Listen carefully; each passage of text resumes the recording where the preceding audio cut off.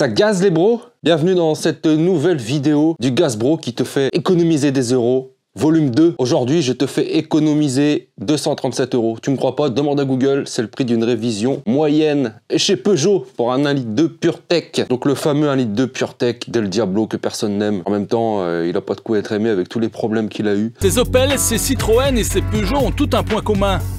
Elles ont sous leur capot le désormais célèbre moteur PureTech. À l'origine de leur mécontentement, il y a une série de problèmes techniques. Le lendemain matin, mon moteur était cassé. Le véhicule que je vais réviser aujourd'hui, il n'a jamais eu de soucis. On en a 90 000 km, encore quelques milliers de kilomètres avant la fatidique courroie de distribution. Donc aujourd'hui, on va s'attaquer à une révision, comme je te l'ai dit. Pour ce faire, tu as besoin d'huile, de la 0W30 préconisée par Peugeot. Tu as besoin d'un filtre à air, d'un filtre d'habitacle, d'un filtre à huile bien sûr, et d'un filtre à essence. Et je vais voir à quoi il ressemble d'ailleurs parce que je ne l'avais pas vu.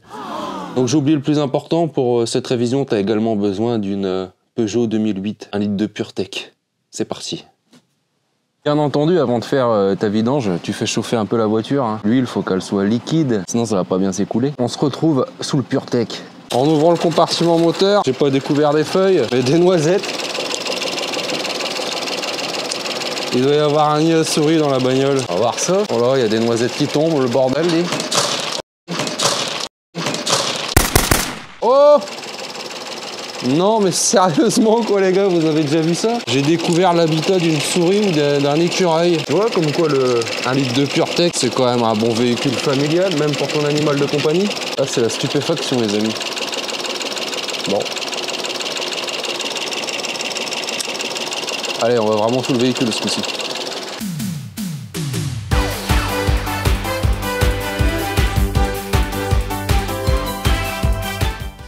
L'opération est assez simple. Il suffit de dévisser ton bougeon de purge.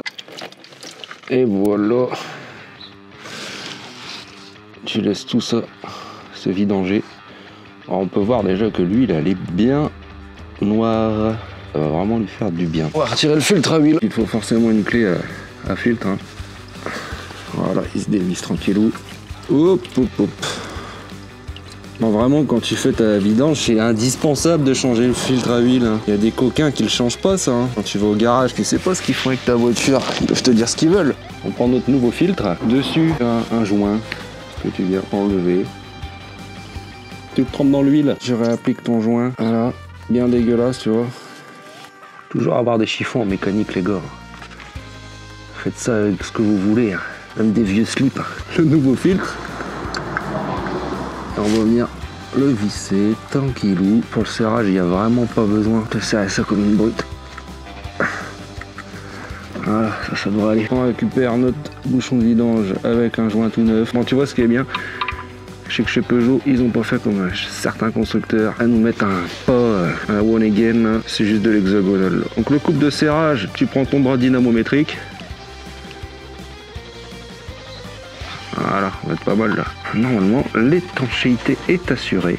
Donc pour le moment, tu vois, rien de compliqué. Déjà rien que ces petits gestes, allez, on va dire 50 euros. 50 euros dans ta poche. Je vois peut-être pas toi, mais il y a un petit morceau de la courroie là. Ah, il y a une courroie imbibée dans l'huile.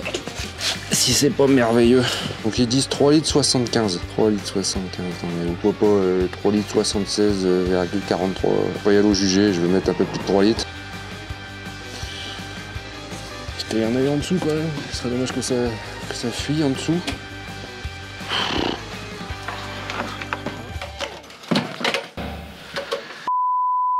Bon, du coup, en attendant de trouver l'emplacement du filtre à essence, ça fait quelques minutes que je suis en train de chercher, je l'ai toujours pas trouvé.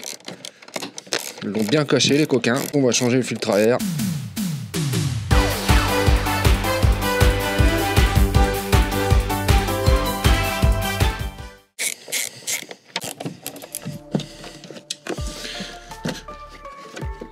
Et voilà. T'enlèves les vis, t'enlèves le clips. Et tu changes ton petit filtre à air. Hop, mise en place du nouveau. On vient repositionner. Hop.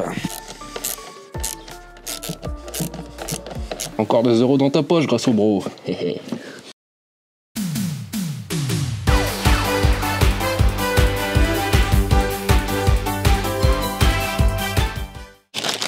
Je suis toujours à la recherche de ce satané filtre à essence. Donc en attendant, on va faire le filtre d'habitacle. Donc ici, tu as 3 ergots. Hop, dedans, un petit clips. Normalement, ça vient vers toi assez facilement. Tu peux voir qu'il est bien sale. Alors, il est fait en 2 parties. Une fois que tu as enlevé le premier, il faut enlever le deuxième en le ramenant vers toi. Un petit gauche et un petit bas. Le plus petit, il se met au fond à droite. Tu l'insères correctement. Le deuxième s'insère également au même endroit, sauf que c'est sa place définitive. Tu pousses, t'insères, tu fermes. Remets ta petite grille de protection. Et voilà, encore des euros dans ta poche, mon pote.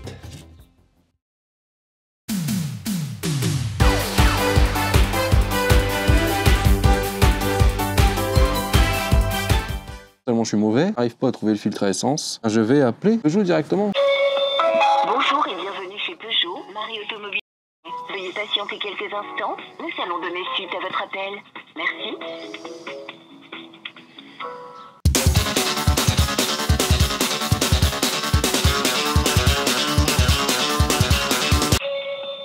Bonjour et bienvenue chez Peugeot, Marie. Alors, c'est un échec, ils ne répondent pas. On va appeler un autre Peugeot. Une concession du réseau Autosphère. Pour joindre l'atelier, tapez 1. Pour une intervention pare-brise ou carrosserie, tapez 1. Pour prendre un rendez-vous pour un entretien, une révision ou une panne mécanique, tapez 2. Pour le suivi de votre véhicule ou une demande de devis, tapez 3. Non. On va taper 2. Bonjour Léa, à votre service. Oui, bonjour madame. Je vous appelle, j'ai une question technique à vous poser. Oui, dites-moi. Oui, j'aurais voulu connaître l'emplacement du filtre à essence sur une Peugeot 2008 PureTech de 2019. Alors oui, effectivement, je pourrais pas vous aider. Est-ce que je peux demander à ce qu'ils vous recontactent, mes collègues de l'atelier? Vous pouvez pas me les passer directement? Parce que je suis en train de justement de faire... Ouais, alors non, c'est que je peux faire 0 transfert d'appel en fait. Essayez peut-être de recomposer ce numéro en sélectionnant aucun chiffre et en laissant sonner. Ok, je vais essayer ça. Merci à vous. Merci, très bonne journée. Au revoir. Donc, deuxième appel, c'est un échec. Donc, on va rappeler encore le même numéro. À votre écoute. Oui, bonjour monsieur. Je vous appelle pour une question technique. Je suis à la recherche de l'emplacement du filtre à essence sur une Peugeot 2008 PureTech de 2019. Alors vous êtes tombé sur le mauvais cheval parce qu'à la prise de rendez-vous, j'ai pas du tout, enfin je suis pas technicien. Prise de rendez-vous. Moi j'avais sélectionné l'atelier, mais... Ouais, et l'atelier en fait nous a certainement redirigé parce que enfin ils ont pas, ils étaient occupés quoi. Mais après, vous êtes déjà venu à la concession, savoir si je peux vous retrouver éventuellement dans mes dossiers pour leur demander de vous recontacter. Ouais, non, mais laissez, parce que j'ai besoin maintenant, donc j'ai essayé d'appeler un autre service Peugeot, peut-être qu'ils me répondront. C'est pas grave. Pas de souci. Voilà, merci à vous. Troisième appel, troisième échec. Ça commence à m'énerver par contre, tu vois. Bonjour et bienvenue chez Peugeot. Marie Automobile, je dis bonjour. Oui, bonjour madame, ce serait possible d'avoir l'atelier s'il vous plaît? Oui, bien sûr, ne quittez pas. Merci. Merci.